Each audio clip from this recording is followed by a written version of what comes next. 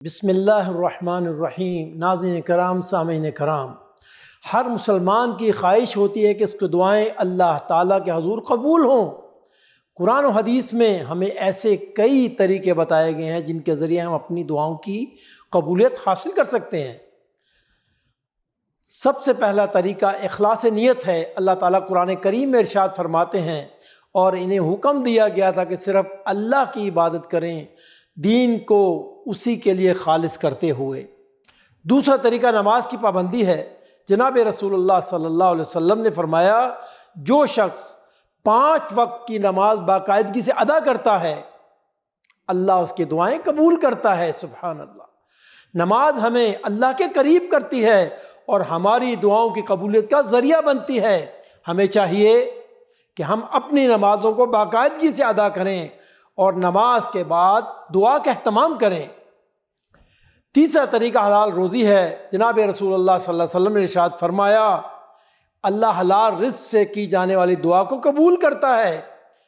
ہمیں اپنی روزی کو حلال طریقے سے کمانا چاہیے اور حرام سے بچنا چاہیے۔ حلال روزی سے ہمارے دل صاف ہوتے ہیں اور ہماری دعاؤں کی قبولیت کا امکان بڑھ جاتا ہے۔ سبحان اللہ۔ چوتھا طریقہ عاجزی اور انکساری ہے۔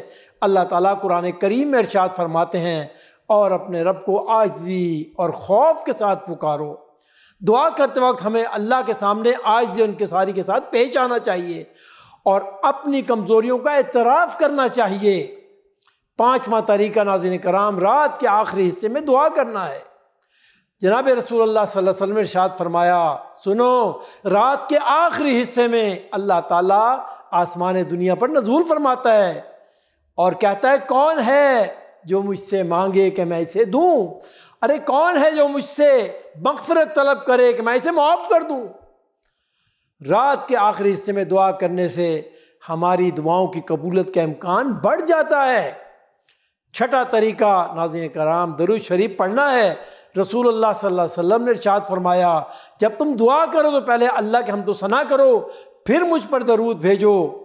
اسی طرح دعا کے آغاز اور اختتام پر درود شریف پڑھنے سے ہماری دعاؤں کی قبولیت میں اضافہ ہوتا ہے۔ ساتواں طریقہ والدین کی دعا لینا ہے۔ والدین کی دعا اللہ کے نزدیک بہت زیادہ قدر و منزلت رکھتی ہے۔ رسول کریم صلی اللہ علیہ وسلم نے ارشاد فرمایا، والدین کی دعا اللہ کے عرش کے نیچے ہوتی ہے اور اللہ اسے رد نہیں فرماتا۔ ہمیں چاہیے کہ ہم اپنے والدین کی خدمت کریں اور ان سے خوب دعائیں لیں۔ آٹھواں طریقہ ناظرین کرام، اللہ کے مخلوق کے ساتھ حسن سلوک کرنا ہے۔ ہمارے نبی نے ارشاد فرمایا، اللہ اس شخص کی مدد کرتا ہے، کس کی؟ جو اپنے بھائی کی مدد کرتا ہے۔ سبحان اللہ۔ ہمیں چاہیے کہ ہم اپنے ارد گرد کے لوگوں کے ساتھ محبت اور ہمدردی کا سلوک کریں اور ان کی مدد کریں اور ان کے لیے دعا بھی کریں۔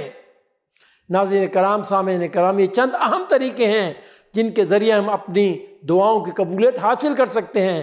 اللہ تعالیٰ نے ہمیں بہت سارے وسائل دیے ہیں جن کے ذریعے ہم اس کی رحمت اور برکت کو حاصل کر سکتے ہیں۔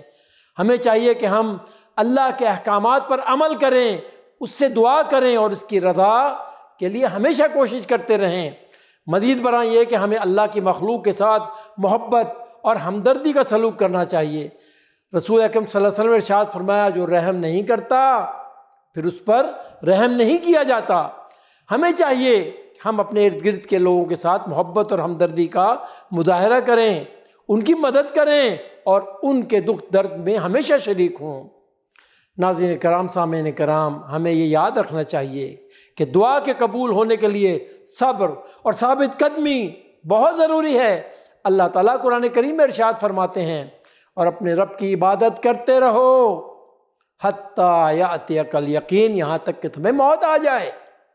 ہمیں دعا کرتے وقت صبر اور ثابت قدمی کا مظاہرہ کرنا چاہیے اور اللہ کی رحمت پر مکمل یقین رکھنا چاہیے۔ ایک اور اہم طریقہ دعا کے قبول ہونے کے لیے حلال کھانا اور حلال طریقوں سے روزی کمانا ہے۔ رسول اکرم صلی اللہ علیہ وسلم نے ارشاد فرمایا، وہ شخص جو حرام کھاتا ہے اس کی دعا قبول نہیں ہوتی۔ حلال روزی سے ہمارے دل صاف ہوتے ہیں، سبحان اللہ، اور ہماری دعاؤں کی قبولیت کا امکان بہت زیادہ بڑھ جاتا ہے۔ اللہ رب العالمین کی بارگاہ میں دعا ہے کہ اللہ تعالی ہمیں ان تمام طریقوں پر عمل کرنے کی توفیق عطا فرمائے اور ہماری دعاؤں کو اپنی بارگاہ میں قبول فرمائے۔